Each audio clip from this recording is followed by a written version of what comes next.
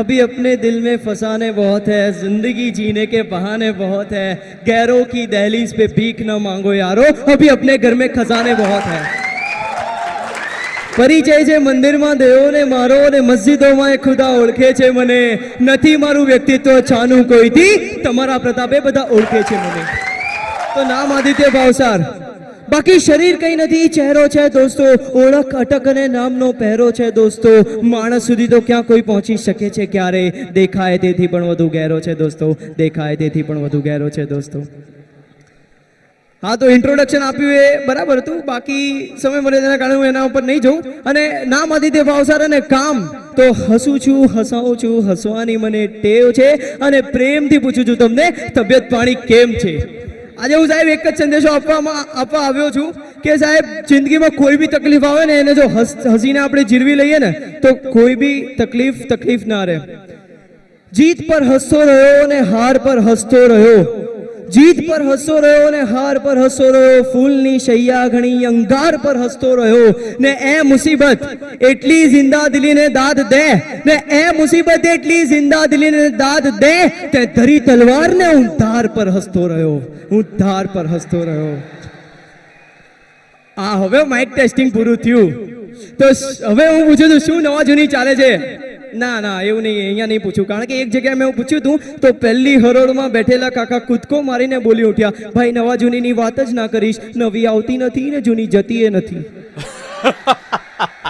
નોટની વાત કરું છું, પણ નોટની વાત કરું છું।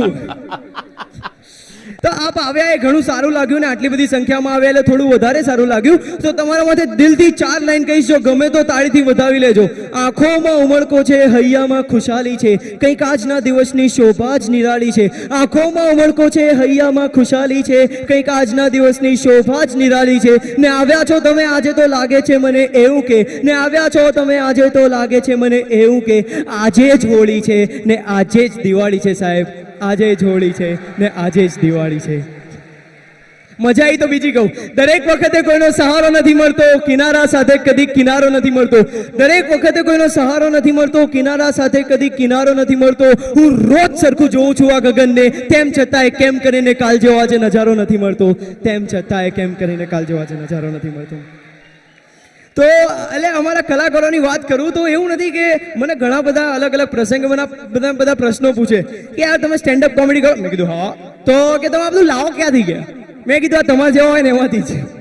તો એક મારો સ્ટેન્ડઅપ કોમેડિયન મિત્ર છે, ખાસ મિત્ર છે, હવે એને કેવું થયું એક દિવસ મારી પાસે રડતો આવ્યો, મેં કીધું લા શું થયું એમ, કેમ આટલો દુઃખી છે ને રડતો યાર દાવ થઈ ગયો યાર, મેં કીધું અલા કહેતો ખરી શું થયું, યાર મેં ગીત ગાયું તો મને માર્યો, મેં કીધું ગીત ગાયું, તને સ્ટેન્ડઅપ કોમેડિયન છું, ગીત ગાતા નથી આવડતું, વાત સમજાય એવી છે પણ એમાં પબ્લિક મારે નહીં। તો મને કે પબ્લિકે નહીં આયોજકે માર્યો, મેં કીધું આયોજકે માર્યો એવું તો તે શું કર્યું એમ, તો મને કે મેં પેલું, મેં કીધું તે શું ગાયું તું એમ, તો મને કે મેં પેલું ગીત ગાયું, રામ ચાહે લીલા ચાહે રામ ને દોનો કે લવ में दुनिया का क्या काम। મેં કીધું આમાં કંઈ ખરાબ નથી, કેમ તને માર્યો? બે આયોજકના બાપાનું નામ રામ હતું ને એના ને એની કામવાળીનું નામ લીલા હતું।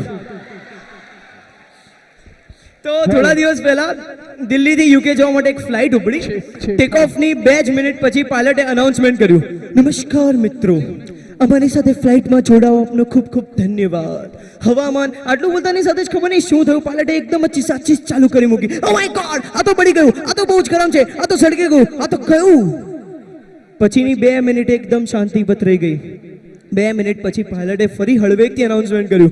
હું ખૂબ જ દિલગીર છું મિત્રો, પરંતુ જ્યારે અનાઉન્સમેન્ટ કરી રહ્યો હતો ત્યારે મારા ખોળામાં ગરમ ગરમ કોફીનો કપ હતો જે એનાઉન્સમેન્ટ દરમિયાન ઢોળાઈ ગયો અને બધી ગરમ ગરમ કોફી મારા પેન્ટ ઉપર પડી ગઈ। તમારે અંદર આવીને જોવું જોઈએ મારું પેન્ટ કેટલું ભીનું થયું છે। તો અહીંયા એરોપ્લેનમાંથી એક ગુજરાતી કાકો બોલી ઉઠ્યો, લે ભલા માણસ તું બહાર આવીને જુઓ તો ખબર પડે અહીંયા વગર કોફીએ બધાના પેન્ટ ભીના થઈ ગયા છે। હવે મારી આ તો બીજી વાત હતી, હવે મારી વાત કરું તો મારે બી ઘણા બધા આવા કોમેડી કિસ્સા થાય। થોડા દિવસ પહેલા હું આપણી લાઇબ્રેરીમાં મારી એક ફ્રેન્ડ સાથે વાંચતો હતો, 2 વાત પહેલેથી ચોખવટ કરી દઉં, ફ્રેન્ડનું નામ નહીં કહું અને વાંચતો જ તો થોડા દિવસ પહેલા હું એની સાથે વાંચતો હતો ને એને એક વિચિત્ર ટેવ, એટલે એને ચશ્મા નતા તો બી ચશ્મા પહેરીને ફર્યા કરે. એટલે મારાથી પૂછાઈ ગયું, મેં કીધું યાર તને ચશ્મા નથી તો બી કેમ ચશ્મા પહેરીને ફરે છે? તો આ તો બહુ અઘરી નીકળી. મને કે બड़े जतन से काजल से इन्हें सजा रखी है, हमने आंखों को झीले बना रखी है. बड़े जतन से काजल से इन्हें सजा रखी है, हमने आंखों को झीले बना रखी है, और आप जैसे दीवाने इन झीलों में ना कूद पड़े, इसीलिए एक दीवार शीशे की उठा रखी है. હવે આવું કે એટલે આપણાથી ચૂપ રહેવાય, આપણે હારું કલાકારનું મગજ ચૂપ ના રહેવાય મારાથી. તો હું બી બોલી ઉઠ્યો, कौन कहता है कि मैं मर जाऊंगा, मैं तो सागर हूं दरिया में उतर जाऊंगा. कौन कहता है कि मैं मर जाऊंगा, मैं तो सागर हूं दरिया में उतर जाऊंगा. तू तरस जाएगी बारिश की एक बूंद को, मैं तो बादल हूं किसी और पे बरस जाऊंगा. મને ઘણીવાર ઘણા લોકો અલગ અલગ વસ્તુ પૂછતા હોય, એમાંથી એક વાર મને એક ભાઈએ પૂછ્યું હતું, મને કે તમે લોકોને આટલું બધું હસાવો છો કેમ? મને ત્યારે તો એનો કંઈ જવાબ ના મળ્યો. મેં એમને કીધું સાહેબ નહીં ખબર. મને કે તમે લોકોને આટલું બધું હસાવો છો કેમ? પણ ત્યાં એક પ્રસંગ આવો બન્યો, ત્યારે મને એનો કંઈ જવાબ ના મળ્યો. બીજો એક પ્રસંગ બન્યો, ત્યાં મેં ભગવાનને પૂછ્યું, ભગવાન તમે ક્યાં રહો છો? ધ્યાનથી સાંભળજો, જો ભગવાનના જવાબમાંથી મારો જવાબ મળી આવે તો તાળીઓથી વધાવી લેજો. મને એકવાર એક ભાઈએ પૂછ્યું તમે લોકોને આટલું બધું હસાવો છો કેમ? બીજો એક પ્રસંગ બન્યો, ત્યાં મેં ભગવાનને પૂછ્યું, ભગવાન તમે ક્યાં રહો છો? ભગવાન કહે मैं मौला के न पंडित के अरमान में रहता हूँ, मैं तो इन लोगों के ईमान में रहता हूँ. मैं मौला के न पंडित के अरमान में रहता हूँ, मैं तो इन लोगों के ईमान में रहता हूँ. पूछा जो कभी रब से अपना पता बता दे, रब बोला कि मैं तो इन लोगों की मुस्कान में रहता हूँ. रब बोला कि मैं तो इन लोगों की मुस्कान में रहता हूँ. થોડીક સરસ વાતો કરી છે. એક નાસ્તિકના ઘરની બહાર એને ચિતરાવેલું હતું, ગોડ ઇઝ નોવેર. એક નાસ્તિકના ઘરની બહાર એને ચિતરાવેલું હતું, ગોડ ઇઝ નોવેર. એ જ નાસ્તિકના નાના બાળકે એનું એ જ વાક્ય અલગ રીતે વાંચ્યું, ગોડ ઇઝ નાઉ હિયર. ધ્યાનથી સાંભળજો, God is nowhere, NOWHERE, NOWHERE. तो साहब नजर को बदलो तो नजारे बदल जाते हैं, सोच को बदलो तो सितारे बदल जाते हैं, कश्तियां बदलने की जरूरत नहीं है यारो, दिशा को बदलो तो किनारे खुद ब खुद बदल जाते हैं. સાહેબ બહુ સરસ વાત કરવી છે. સાહેબ જિંદગીને છે ને જાણવા કરતા માણવાનું વધુ રાખજો. જિંદગીને જાણવા કરતા માણવાનું વધુ રાખજો, કારણ કે જો જાણવા રહેશો ને તો જ્યારે જાણી લીધું હશે ને ત્યારે સમજાશે કે માણવાનો સમય તો નીકળી ગયો જાણવામાં. સમય જતા સમય સાથેના સંબંધો તૂટી જાય, સમય જતા સમય સાથેના સંબંધો તૂટી જાય, પણ જતી જિંદગી ક્યારેક હાથમાંથી છૂટી જાય. વચ્ચે કેટલાય આવે ને કેટલાય જાય, ઘણાને વિસરી જવાય પણ થોડા યાદ રહી જાય. આગળ વધતા તો ક્યાંય વધી જવાય, અને વધી તો જવાય પણ પછી પાછા ક્યાંથી અવાય? પાછળ જોઈએ તો કોઈ જાણીતું ન દેખાય.